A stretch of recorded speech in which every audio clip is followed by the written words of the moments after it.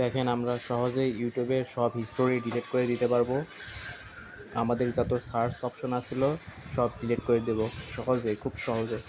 প্রথমে আমাদের ইউটিউবে যাইতে হবে, ইউটিউবে তারপরে আমাদের যাইতে হবে হলো সেটিংয়ে। এই যে কর্নারে দেখেন ইউ লেখা রয়েছে, যাওয়ার পরে তারপরে এই সেটিংয়ে এই কর্নারে, তারপরে দেখেন ম্যানেজ অল হিস্টোরি।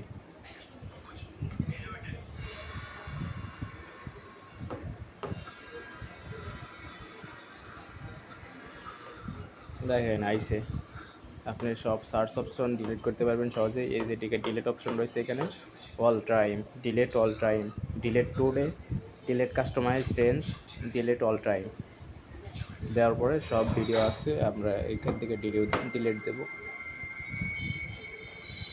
হ্যাঁ, হয়ে গেছে, রেশন কমপ্লিট। ওকে, ডান।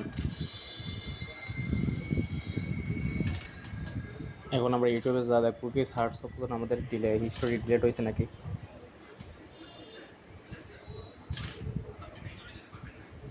আমাদের হিস্টোরি ডিলিট হয়ে গেছে,